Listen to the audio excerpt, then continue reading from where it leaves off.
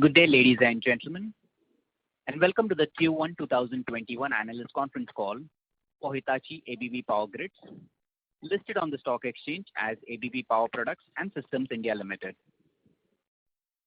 As a reminder, all participant lines will be in listen-only mode, and there will be an opportunity for you to ask questions after the presentation concludes. Should you need assistance during the conference call, please signal an operator by pressing star then 0 on your touchtone phone. Please note that this conference is being recorded. I now hand the conference over to Mr. N. Venu, Managing Director and CEO, India, Head of South Asia region at Hitachi ABB Power Grids. Thank you, and over to you, sir. Thank you, Stephen. Good evening, ladies and gentlemen. Thank you for joining us for the call. I hope all is well at your end. It is a difficult time for every one of us, given the widely spreading second wave of infections and the ongoing health crisis in the country. We have to stay cautious. We cannot lower the guard, nor we can make guesses about recovery. What we can do is leverage the learnings from the previous year to march on and stay resilient. We are tougher than the crisis, and we will remain resolute and perseverance to build back better. We have uploaded the presentation in the stock exchange. I'm sure all of you have it, and we are also sharing on this. I will be referring the slide numbers as I'm going to talk to you. I'm right now slide number 3. In this unprecedented crisis, protecting our people is our main goal. We are mobilizing all our resources across India to help affected employees and their families with beds, oxygen, testing, etc. We are setting up teams of doctors and paramedics, arranging PPEs for frontline workers, and increasing the frequency of awareness sessions for our workforce and their families. We are also in talks with NGOs to expand existing healthcare facilities to handle more patients as part of our CSR activities.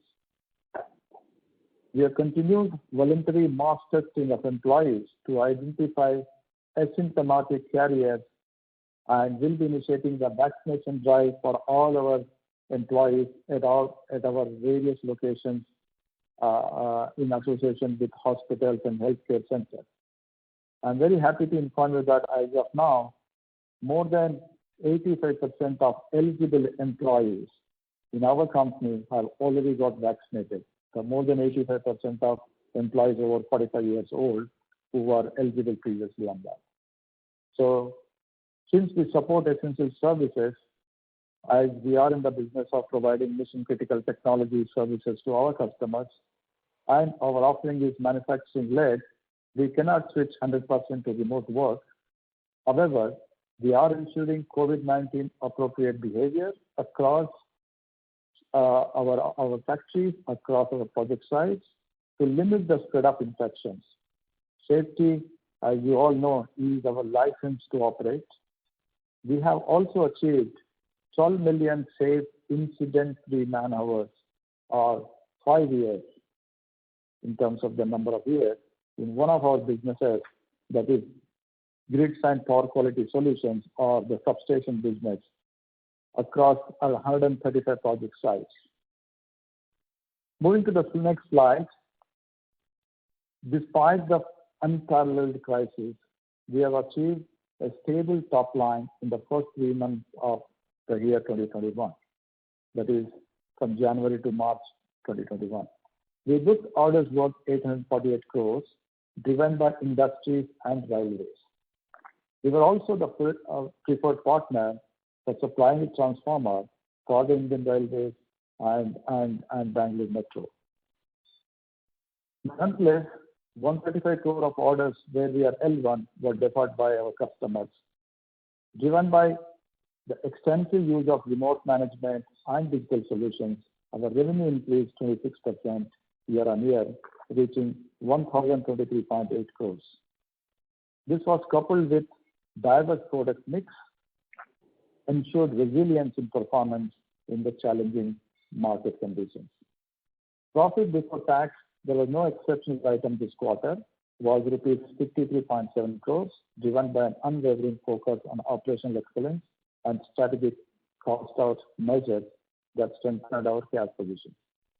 Profit after tax at 39.4 crores at the close of the quarter was up 34.9% year-on-year. Moving to the next slide, slide number 5.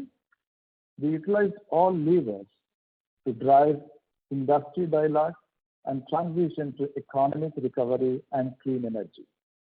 We hosted segment-specific virtual customer engagement conferences under our flagship Energy and Digital World banner.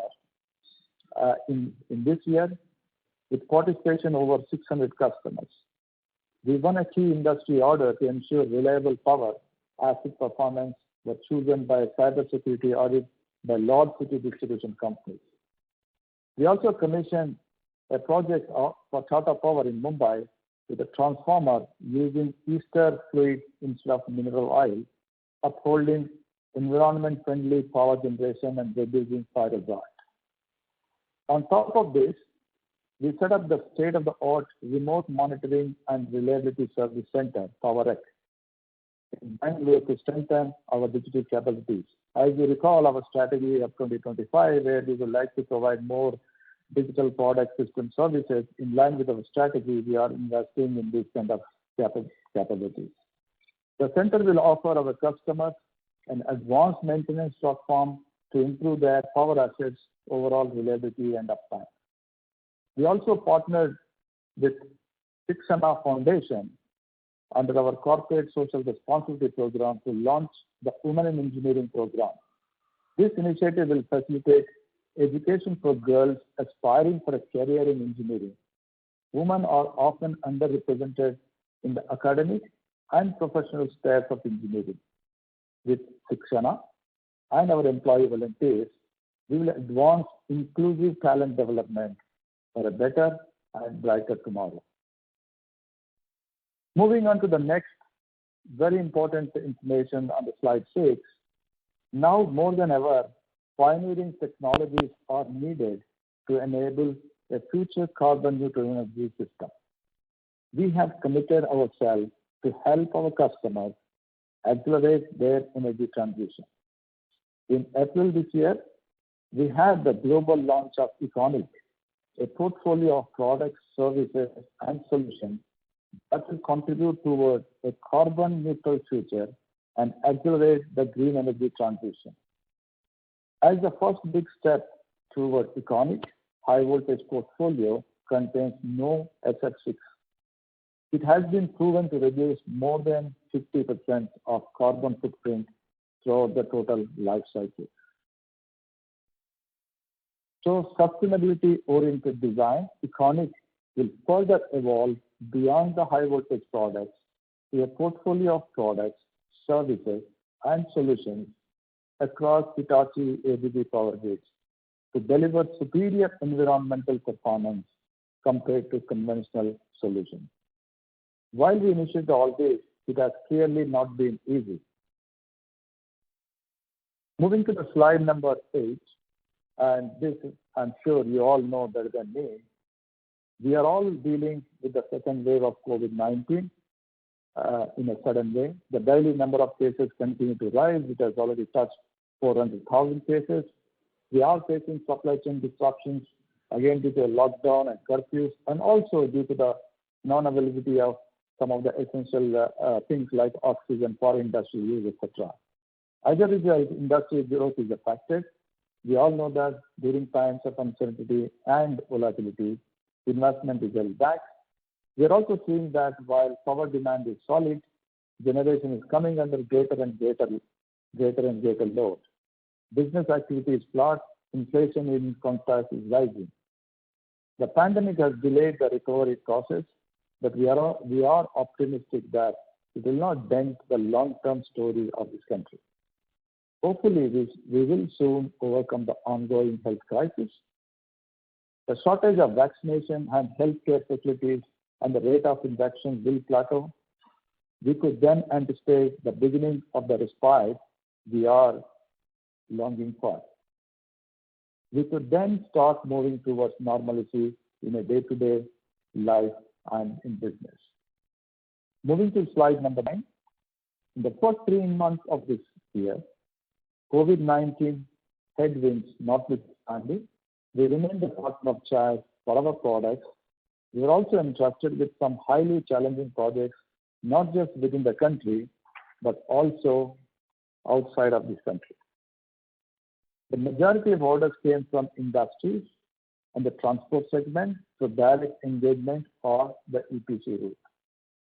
Areas such as power quality, renewable integration, e-mobility, data center are essential drivers of our business growth and form part of our near-term vision. For these, the government's ambition of 24/7 power for all, higher penetration of renewables, push for 100% rail electrification by 2023, 30% EV penetration by 2030, and vision of digital India with more and more data centers provide the tracks for Hitachi Power Grids journey. We have continued to make progress in each of these to varying degrees, even during the second wave of the pandemic, be it through ensuring renewable power utilization for key industry players, increasing electrification for transport, ensuring quality power for data centers, or bringing Indian Railways closer to its data center or closer to its carbon neutral ambition. Moving to the next slide. Orders driven by, as I told you, industry and railways have sequentially grown over 2.9%, and compared to the last year, we are down. As you know, last year we had a big order of IOCL, while I'm happy to say that we are very good resilience on the growth of the base orders. These orders came from renewables, railways, data centers in domestic and export markets. And as you can see, the revenues also came close to the pre-pandemic level.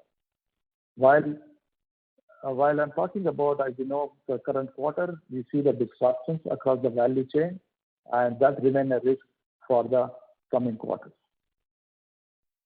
Moving to the next slide, on the slide number 11, services and exports, as you know, are the key cornerstone of our strategy.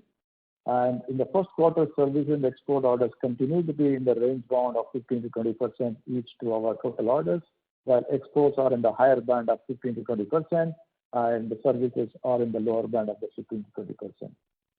We were chosen for automation solutions for solar integration by state utility in Western India, for enabling business continuity through GIS substation service, for leading industry players, for transformer repair, and for cyber security audit by large city distribution company in one of the metros. Services for cyber security is a key element of our future growth strategy. By March, we had achieved the IEC 62443 certification, reaffirming our commitment to deliver products and systems that meet the highest cyber security standards. In continued efforts to provide cutting-edge technologies, we also conducted power system studies and virtual instructor-led training for top power generation and transmission companies. Export demand for our products, systems, services came from Africa, South and Southeast Asia, Latin America, the United Kingdom, and many other regions. Moving to the next slide. As of 31st March, our order backlog was 4,777 crores, indicating future revenue stream, and profit before tax, as mentioned earlier, is 53.7 crores, while profit after tax is 39.4 crores. Operational EBITDA, which is another parameter, our key parameters for all of us, in the quarter January to March quarter was 75.9 crores, up 34.1%, improving the EBITDA margin. solid cash collection, and other measures ensure we are debt-free. We also maintain our AAA stable rating from the rating agency CRISIL. Moving to the next slide, which is also another important slide.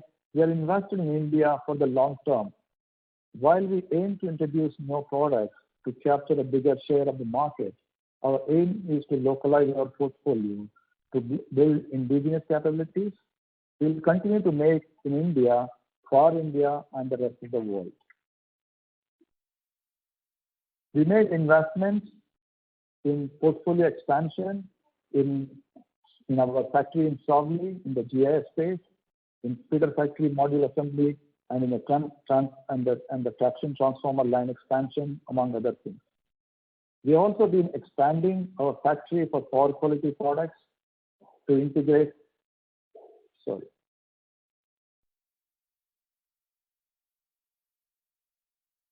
quality products to integrate all presently fragmented operations under one group to serve an ever-growing power quality market, both domestically and overseas. In addition to this, as I've already mentioned to you, the launch of our remote monitoring and maintenance center in Bangalore, Power X. For us, these investments will bring operational efficiency, improve our market competencies. They will also generate additional value and margins for Hitachi Power Grids going forward. Moving to the next slide, slide number 14. In the near term, we do anticipate disruptions across the supply chain emanating from the second wave, but our primary focus at this point is protecting our people, our employees, our partners, our communities, to together navigate this maelstrom of the COVID-19 pandemic. Sectors such as transmission, rail, metro, and renewable are expected to contribute to bring us new opportunities, enabling us to further strengthen our leading market position. We will continue to focus on high growth segments and accelerate growth through services and digital solutions and exports. We have a comprehensive portfolio of future-ready and state-of-the-art products, software, and services to cater to them.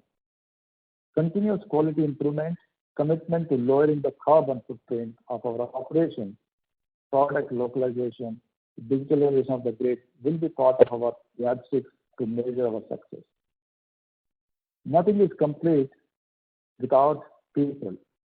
Hence, we relentlessly work towards their safety through testing and vaccination, among other things, their growth and their upskilling. As we are in the transformation of energy revolution, it is extremely important of upskilling of our talent, and that's where you see we are taking a lot of action in the direction. We will also strive for building diversity in our various functions and balance the mix of competencies across the businesses for the future ready. So, ladies and gentlemen, moving on to my last slide. You would have probably now heard me saying that the carbon neutral future is electric. We believe that our future world must be more sustainable world. There should be an accelerated shift from fossil-based power production towards renewable power generation. You've already seen the target set by the government of India, that 450 gigawatt of renewable by 2030. In addition to that, growing electrification of transportation, industry, and building. And last, a rising sustainable energy carrier, for example, green hydrogen. We see that electricity will soon form the backbone of the entire energy system. Road to decarbonization everywhere is built on much more electrification. It is the most reliable route to achieve carbon neutrality. In this energy transition, we see ourselves, that is Hitachi ABB Power Grids, playing a leading role through our digital and energy platforms. We aim to equip customers and partners with intelligent solutions for a sustainable energy future and contribute to the sustainable development goals. Ladies and gentlemen, thank you very much for listening to me. I would now like to open the channel for your questions. Thank you. Thank you very much. We will now begin the question and answer session. Anyone who wishes to ask a question may press star and 1 on their touchtone telephone. If you wish to remove yourself from the question queue, may press star and 2. Participants are requested to use handsets while asking a question. Ladies and gentlemen, we will wait for a moment while the question queue assembles. The first question is from the line of Sudhir Beda from Right Time Consultancy. Please go ahead. Yeah, good afternoon, sir. Good afternoon. Sir, in spite of our focus on the high growth area like renewables, rapid transport, data centers, and also we are now leveraging the Hitachi's expertise, still we are not able to build a significant order book. Example, our order book on Q1 2017 was 847 crore, 847, and Q1 21 we have an order book of 849 crore. So why we are not able to build this significant order book in spite of our focus on the high growth area? And secondly, and also we are leveraging the Hitachi's expertise. And my second question, when we will reach the double-digit EBITDA margin? So these are the two questions. And thanks for the opportunity. Thank you, Sudhir. I think very, very interesting questions, and thanks for your thing. So I fully agree with you. While our focus is on high growth segments, but we also need to consider the market situation we are in, right? So we are into the situation of the COVID. As you see, since last year, it's going up and down in various parts of the country and also various parts of the world. You need to understand that compared to the last sequential quarter, this quarter we have improved the order book by around 2.8% quarter on quarter, in spite of the challenging situation we are into it. So nevertheless, we take your point, but you need to understand how the market is moving it. Take for example of renewable. Last year, renewable against the target of 14 gigawatts, they did less than 5 gigawatt of that. Okay, so it's quite a lot of challenges in terms of execution for everybody, in terms of all these things we need to factor. While the focus remains the same, but the COVID factor is definitely an issue on that. And the second question is about your double-digit margin and that. As you know, our focus, our strategy 2025 is always, we want to grow higher than the market. If the market is growing X, then we want to grow ahead in the market. And right now, on the margin standpoint, we are a single-digit margin, so our aim is to move towards the double-digit margin in progressively. Thank you. So, sir, will that affect the current year's growth projection because of lower orders and COVID situation? We are in line with our strategy, and I think we are able to navigate the COVID situation, but come close to our strategy. Thank you, sir. Thank you. The next question is from the line of Renu Baid from IIFL. Please go ahead. Yeah, hi. Good evening, sir. I have 2 to 3 questions. My first question is a bookkeeping question to understand the reason for sharp jump in the other expenses. Sequentially, if you look, other expenses are almost at same levels. So last quarter, if you remember, there was 70 crore cost overrun which was provisioned for. So can you help us understand the reason for increase in these other expenses, any effects impact or any other takeaways here? Okay, thank you, Renu. I think maybe Ajay, our CFO, can answer that question. Yeah. Thank you, Renu. Thanks for the question. So as we discussed, the other expenses mainly, the increase is coming on the freight and forwarding expenses that we have incurred in this particular quarter, and also on the IS cost. As you know that we are spending on the IS cost. The IS, we are working on the new ERP system that is going to come shortly, and this is which we are coming away from the ABB system. So as of now, our IS infrastructure, basically we are using the ABB's IS infrastructure. So we are running a transactional service agreement on this particular piece. So going forward, we plan within the 3 years, we'll come out of this IS charges that we incur from ABB. So we are in a transition phase.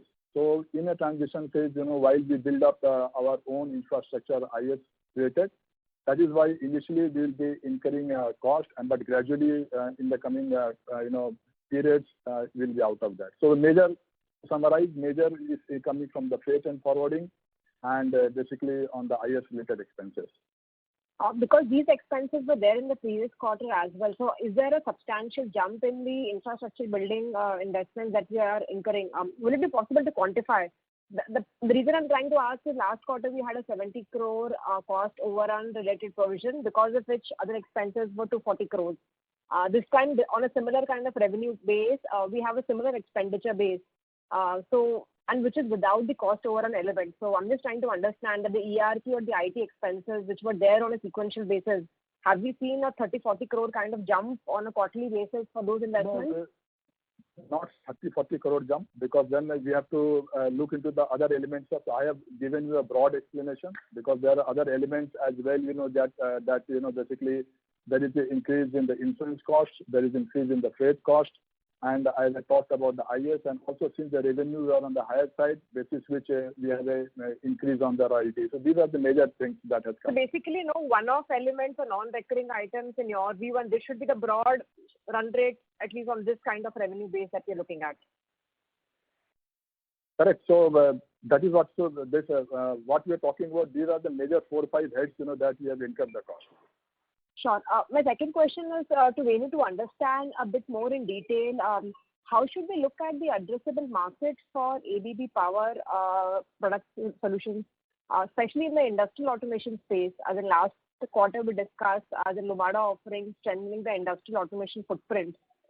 So which type of industries are we focusing on? Are these discrete or process automation side of the business? And how is Hitachi ABB Power Grids placed versus ABB's India's as in the Ability Solutions or Siemens MindSphere Solutions here, given that those companies have customized process solution offerings as well as products for these core sectors?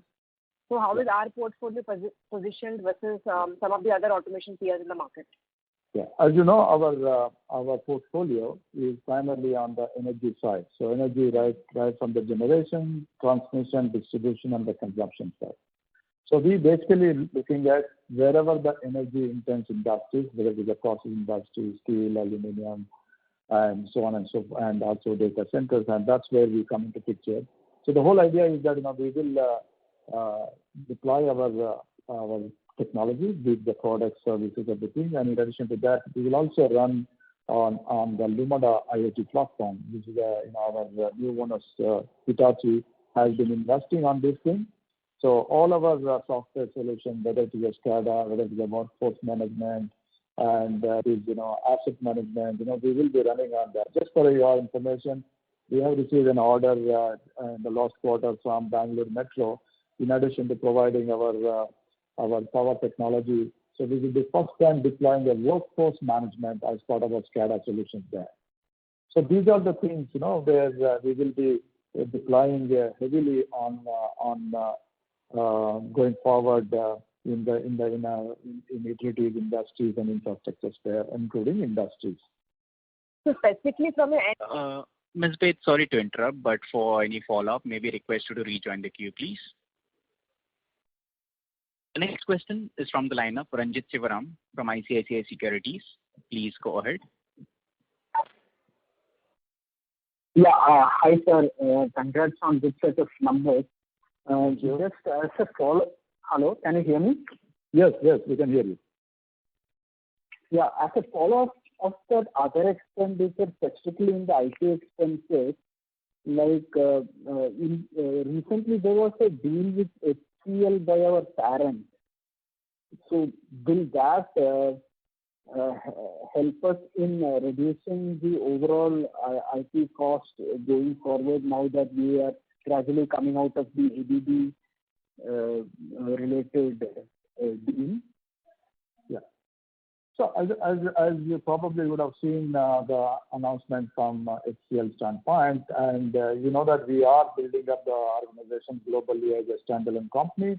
As part of that, we are also creating our own infrastructure so that we can, de-link from ABB, and as of now, ABB is providing certain transactional basis on the ERP, IT related thing in that. So the deal what you're talking about is that, but yes, we will be building up our own standalone, IT infrastructure and also on the ERP. So there will be costs in between, but over a period of time, then the cost will come back to the normal where it should be. Okay. And sir, in the EV charging space, do we have any products for the two-wheelers and three-wheelers market, and what could be the opportunity size here if we have something? Yeah. So as you know, EV market is one of our growth segment, and you also know that EV market right now India is at a nascent stage, and we have the product for the four-wheelers at this point in time for growth, fast charging technology as well as the fleet charging technology, and we also tied up with Ashok Leyland, and a pilot in couple of months from now. The pilot will be running in IIT campus. While we are having this portfolio, so we are also looking at the portfolio of the rest of the four-wheelers. So please do understand, when we're talking about the charging equipment here, we are talking about the charging, not only chargers just. So we are talking about the charging equipment, which includes the grid resilience in that. So what will be the broad opportunity size if you have to put a number to it? As I said, the market is in a very nascent stage of the market. Just imagine 2 million buses on the road. How long it will take and how it will convert, anybody's guess. As you know, government is having as part of the same contract, so there are number of buses being converted into an electric mode. So that's exactly we are working on that. Thank you. Before we take the next question, a reminder to the participants, please limit your questions to 2 per participant. Should you have any follow-up, we would request you to rejoin the queue, please.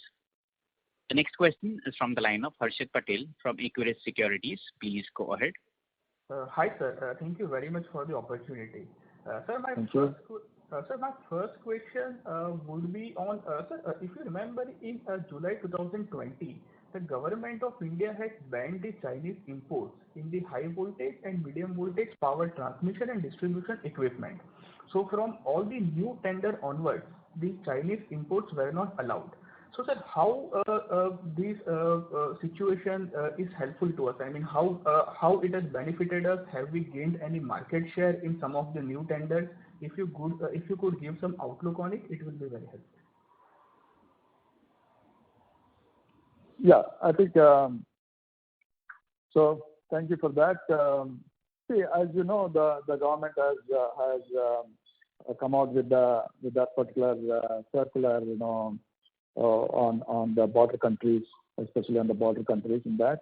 So you know that when it comes to the Hitachi ABB Power Grids, so we have been manufacturing here for the last 6 decades, and most of our equipment is meeting the requirements of the local content, and so we are actually with the government's renewed push for Make in India and self-reliant India, the clause giving preference to supplier with the meeting a local content requirement of 50% is now applicable in all the government contracts.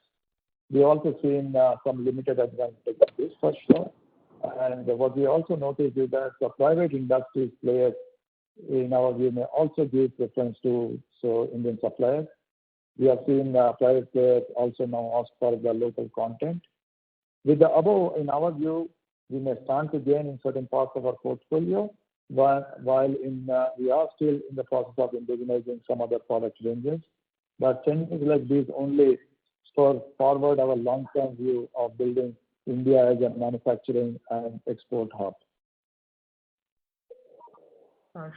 Sure, sir. Sir, my follow-up question on that would be, sir, you have previously mentioned that we have more than 80% localization as far as finished products are concerned. So, sir, what would be our blended localization, even including the components? So, I believe there would be some components that we would be importing as of now. So including everything, what would be our blended localization level as of now? And when can you expect we could reach 90-95% kind of a number? How many years that would take? I think if you really look at our whole Hitachi ABB Power Grids, so we are in excess of 80% is completely localized. If you take the whole thing, in excess of 80%. We do a couple of components, we import it, and we do have, as part of our supply chain process, we do also have a multiple country sourcing that. Wherever we need that any particular border countries is not applicable, then we always engage our supply chain process to get the equipment imported from the countries of acceptability. Thank you. The next question is from the line of Jonas Bhutta from Phillip Capital. Please go ahead. Good evening, sir, and congrats on a decent set of numbers. Two quick questions. One, from the recent annual report, we just gathered that APPSIL derived almost 1150 crores, that is about 35% of sales from ABB India in CY20 against 450 crores in CY19. So that's a massive jump. About 35% of your sales came from ABB India. So was that for a particular project? And do you expect this level of dependency on ABB India going forward, which is about almost 35, one-third of your sales? In addition to the same questions, our IT and management fees in the related party is almost 220 crores, which is almost doubled YOY in CY20 over CY19. While you did mention that you are in a transition period where you are moving from the erstwhile ABB ERP to your own, can you at least give us a glide path as to how long will this 220 crores or equivalent amount be charged over the next 2 to 3 years? Do you expect this number to sort of sustain here or increase? And my second question is on export strategy. Maybe I'll come back to that once you answer this question. Yeah, thank you. Maybe I think let me answer your first question and Ajay will come in there. So I hope you would have seen from our annual report from the related party transactions, right? Yes, sir. So yeah. So as you know, when we have done the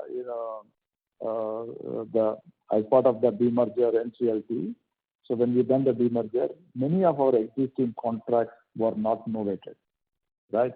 Many of our contracts will continue to be in the name of ABB. However, by order of the NCLT, then we have become standalone company in that. So the arrangement between us and ABB is that all the novated contracts, so we will continue to run through the revenue under ABB's name as a related party, but there is not be any margin or anything which goes to ABB. So that's the reason you are seeing a huge thing, which is 1135 crores, is basically all the Hitachi ABB Power Grids. The name of that contract was not novated still to our APPSIL, but still remain under ABB. So that's the reason you are seeing that. It is not there is any dependency between Ajay, maybe you can comment on that. Yeah, Renu, I think you have spelled out. So basically, we are doing a related party transactions with ABB India, and the only thing that we are using ABB is for the pass-through transactions. And probably if you are referring to the annual report, then if you compare from the prior period, that is that number will be for 9 months, because if you see that the numbers are for 9 months, whereas in December the numbers will be for 12 months. So that could be one delta you are seeing. But otherwise, we are using ABB only for taking the pass-through transactions for the customer orders which are yet to be novated. And as we speak, we are already quite ahead on the novation piece. And coming to the IT part, the second question. Yeah, we can add that we are right now in more than 90% of our contracts got novated in our name now. Correct. Go ahead, sir. Yeah. So coming to the IT again, the earlier expenses cannot be compared because those are 9 months expenses. And as we explained that we are developing our own IT infrastructure, and presently we are having a transactional service agreement with ABB, and we see that this agreement will continue to have for the next 3 years. So after that, that is the time period that we see at the moment. And then going forward, we'll see how we are placed. So the CY20 number, sir, can be assumed, right? The 220 crore run rate can be assumed going forward. Yeah, 220 can be assumed. And as I told you, we are also working on the ERP projects that is going to come, basically to harmonize our system end-to-end processes. So that is what initially we are spending more, and the benefits will come maybe after 2-3 years down the line. So that is what we are indicating. So my second question was more, strategy related, because you did highlight that growing exports is one of the key growth areas for the company. So just wanted to get your understanding on, exports today account for almost 18% of sales. So under the new management of Hitachi ABB, is there a change in mandate where you've come up with a number that you want to take this exports to, so 25-30% of sales? Is there a mandate change into how exports were first nominated onto India under ABB, and is that changing under Hitachi ABB? Any such thing. So there was also talk about Hitachi ultimately helping us in getting project level finances for our clients and thereby pushing exports. So any roadmap if you can share on how you plan to grow exports, that will be great. Sure. And that's so we have a very, very clear strategy as we are articulating it. And the exports right now is in the range of 15 to 20%, and we have a plans to take to 20 to 25%. And you would have seen my capex slide, which I put it as part of our capex. We are also expanding the capacity, for example, which is from almost we are doubling our capacity from the existing level. So basically, all these things focus not only for the domestic market but the export market in that. So that's where right now we are in the range of 15 to 20%, but we have a strategy to move from 15 to 20 to 20 to 25% over a period of time. Thank you. The next question is from the line of Shubhadeep Mitra from JM Financial. Please go ahead. Good afternoon. Thank you for the opportunity. So, sir, in the beginning of your presentation, you did mention that your key focus areas in terms of future growth remain T&D, renewables, hydro, metro railways, etc. If it is possible, for you to, paint us a picture that over the next 2 to 3 year scenario, how do you see the market size of each of these segments panning out, and when do you think the inflection point in terms of growth? Yeah. So thank you for your question. I think we don't give the market size for the sector-wise, but we believe that the rail is going to be at the first. Let me start with the rail. Then I come to the transmission. Rail will definitely have a huge amount of opportunity. Not only the 100% electrification of the remaining 27,000 circuit kilometers by 2030, that will, in any case, will have opportunities. In addition to that, what we see is a regional high-speed rail. Regional high-speed rail is also a focused area, and that's the one thing. And then we also see in the next 2-3 years, the project of the bullet train, that is Mumbai to Ahmedabad, is taking shape. As you probably would have seen, the civil part of that has been already awarded. So that's quite a big project. We see the opportunities. So these are all the rail and also the metro projects. And the next one is on the renewable. Renewable, as you know, with the 450 gigawatt of target set by the government, even if you take the factor of that, is a huge opportunity in that. We have been adding in the last 4 years 8 to 9 gigawatt, and if you reach that, we have to do at least even if you take a factor 2.5 times, we have to do. That's been a big opportunity for us, both on the grid side, on the generation standpoint, on the digitalization of that particular thing in that. What we also see is next one is on the data center. Data center is with the now data privacy laws is a very big opportunity in India. As we speak, there's a lot of data centers are setting up. As you know, every megawatt, anywhere between 30 to 40 crore of a capex per megawatt of the data center in that. Hyperscale data centers need a lot of grid connection, grid stability, resilience. And you would have seen our last analyst call where we have the complete portfolio of that particular market in that. So in addition to that, I think we also looked at limited very select greenfield investment in the industries, especially in the core industry segment. And as and when that happens, so that's also another opportunity because more and more these things need to, both on the energy standpoint and the digital standpoint, both of them have to go hand in hand, where we can bring the opportunities together from the energy platform as well as on the digital platform side. Thank you. Thank you. The next question is from the line of Sujit Jain from ASK Investment Managers. Please go ahead. Thank you for the opportunity. Few quick questions. What is the size of Hitachi's business, which is unlisted, and current areas of operation? As per the contours of the current deal between ABB India and Hitachi ABB, after 8 years, can you then enter into LV, MV products, which you right now cannot? And when you talk about energy storage, which you've spoken about in your previous presentations, what exactly that opportunity is? Thank you. Yeah.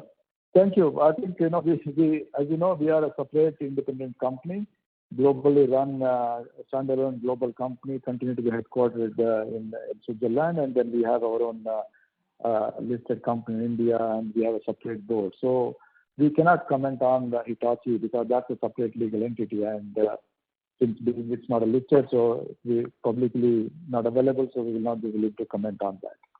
That's number one. And can I know your second question, please? Can you please repeat that? After 8 years of this agreement, which is where there is no compete, can you enter into LV and MV products, which you right now cannot? Yeah. Let me just clarify. I think that's a very good question. These kind of deals, you all know, there'll be always a non-compete only from one side, not other side. Okay, so otherwise it will never come under, never be approved by the antitrust team. Right? At this point in time, we do not have any non-compete clause on us. That means if you want, we can do medium voltage, we can do low voltage. So it is the compete clause is only on ABB, not on the Hitachi ABB Power Grid. Having said that, our strategy remains on the energy standpoint. Our strategy, as you know, we want to be a partner of choice, enabling our customers stronger, smarter, and greener grid standpoint. So that's where we would like to focus on that. So we remain that focus, and that's exactly what we are looking at. It is not about competing on the low voltage or medium voltage, which was not, in any case, not part of our strategy. And energy storage, when you mention, what exactly would you like to highlight in terms of the opportunity? Is it related with EV cells, etc.? No, I think it is related with that. As you know, the more and more renewable energy, especially the solar, and with so much of penetration, definitely the grid needs to be more of the storage, right? So the inertia of the system standpoint, etc., it needs more of a battery energy storage systems or any other form of the storage system in there. So that's where the energy storage coming in. That we have quite a good offerings on the microgrids or energy storage. We have the battery management as part of our portfolio. So we have a grid connections for the grid scale energy storage plants. So this is another big opportunity in India for the energy storage opportunity. Thank you. Thank you. The next question is from the line of Alok Ranjan from L&T Investment Management. Please go ahead. Hi. Thank you, sir, for the opportunity. Sir, you have highlighted in your presentation that this quarter we have got around 18 crore of order, especially in the data center, and you have highlighted annual report as one of the emerging growth areas. Could you give more sense on the opportunity size that is available, say for a data center of size of 50 megawatt? What kind of opportunity that comes to our company, and how is the competitive aspect there? Second question is on grid automation. Could you give some sense on which states are more active on this grid automation, and how is the intensity of the automation differs between the DISCOMs, which is operated by the private player, compared to the one which is operated by the state agency? That's all my questions, sir. Okay. Thank you. I think your first question on the data center. So data center with the data privacy laws kicking in, so there are quite a lot of opportunities, on the data centers and data center as a business. So many players have been setting up of the projects here. So we have got the one order from one of the largest conglomerate in India who is venturing into the data center opportunities. So we also see similar to that the big tech companies are also setting up the opportunities. They're all hyperscale data centers, talking about 50 megawatt to 100 megawatts of data centers. The 100 megawatts of the energy consumption of the data centers in that. So from opportunity standpoint, for us, we have a for example, grid connection. That is the one thing, which is basically substation automation, grid communication, and also the reliability maintenance of these things. Data center is extremely important. That reliability of the power is extremely essential. So we bring a lot of automation solution to the data centers in addition to our traditional power technology. So reliability care, and thereafter, we also can talk about using our power system models. So we can also look at energy savings. Energy is one of the biggest cost element in the data center. So we can also look at optimization of the energy cost. Those kind of things are opportunities for our company in that. And second question of yours is especially on the grid automation.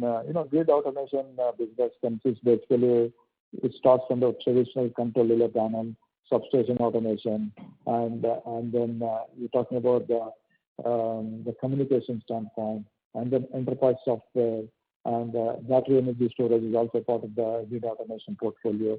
So we see, which is a very robust, and we need these kind of automation solutions in almost in every part of the value chain of the energy. And in addition to that, we have the SCADA networks for the metros. We have a SCADA network for the transmission substation. We have the distribution automation for the DISCOMs. So these are the opportunities we'll go into the various things in that. So last question about private versus the state utilities. For sure, private utilities, they are far ahead in terms of the automation, deploying the automation, and there are also a couple of government utilities are also catching up now, but I think private utilities are far ahead in deploying the automation. Thank you. The next question is from the line of Manish Goyal from Enam Holdings. Please go ahead. Yeah, thank you so much. I have two questions. One on the annual report mentions about that for growth of exports, we have identified 5 products for global sourcing. So I'd like to know, what's the potential size and what kind of revenue contribution can be expected?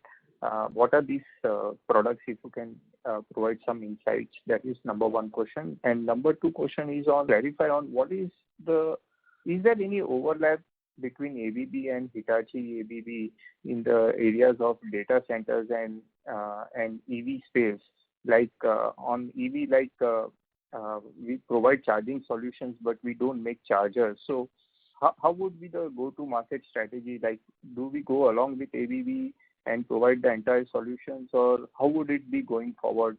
Number one on EV, and number two on data centers. Like even ABB is having a presence, and so is it that they would be providing the inside the data center low voltage and medium voltage, and we would be focusing more on the outside, and how would we approach the market? Thank you. Yeah. So on the first question was in the annual report on the exports, right? Yeah, 5 products we have mentioned that have been identified for global sourcing. So, correct. So as you know, I've been also telling you our export strategy is very consistent, and we are making the progress in line with our strategy. Our exports presently in the range of 15 to 20%, and we are making a lot of actions and taking initiatives to move from 15 to 20% to 20 to 25% over a period of time. So that's the reason we are investing it, as you can see from our capex. and also the local footprint. So that's exactly what we are doing in that. So as part of the export, so we have a strategy. One is that, some of the products we manufacture only here and no other plant in our Hitachi ABB Power Grid. For example, a 66 kV circuit breaker is a global feeder factory. So we sell that circuit breaker any part of the world from here. So that's the one strategy in that. Then there are also, feeder component strategy. And the third one is, we also sell directly to the customer using the existing Hitachi ABB Power Grid sales network. So we have a multi-channel approach in that to bring our exports in that. Moving to your second question on the overlap, let me come to the overlap. Before that, let me talk about the EV space. Let me clarify to you EV, we do have the chargers, but we don't make only chargers. We make chargers and charging systems. And we do it for a large-scale application. For example, a mass rapid transit system like a buses, where in a bus depots, where those kind of things where you need resilient charging system and also the chargers in that. So that's where our fast charging technology, for example, which is part of the Hitachi ABB Power Grid, this technology will enable bus to get a boost of charge in less than 20 seconds. So this is the high power. The bus doesn't need wait for hours together to get charged. If we have the technology, you can get the charge to 30 seconds and keep moving in, and thereafter again we do it, and when you come back to the depot, you get the full charge kind of thing. Yeah. So chargers and charging systems and part of the thing. Our go-to-market strategy is very clear. We have been, as you know, I told you also, we tied up with Ashok Leyland. We are setting up now a pilot, and we are going to run this particular bus using this technology, using our chargers in IIT Madras in 2 months from now in that. So that's very clearly we have it. And the last question of our data centers. See, as I told you, Hitachi ABB Power Grids, data center is one of our biggest growth segment. We do the complete electrical, right from the grid connection to the log thing. We do not have the products like low voltage and medium voltage part of our thing. That is there with ABB. So we do grid connection. We do all the transformers required in the data center. We do all the power system models in that, and we do the automations everything in that. So that is how we are working with the data center. And power quality for the data center is another very important thing. Power quality for the data center is extremely important. So we have the complete offerings for the data centers. So you mentioned about 30 to 35 crores per megawatt. So is it your addressable market or minimum investment in a data center? No, that's a capex for the data center, not our. So what would be your addressable market, sir, roughly of that 30-35 crores?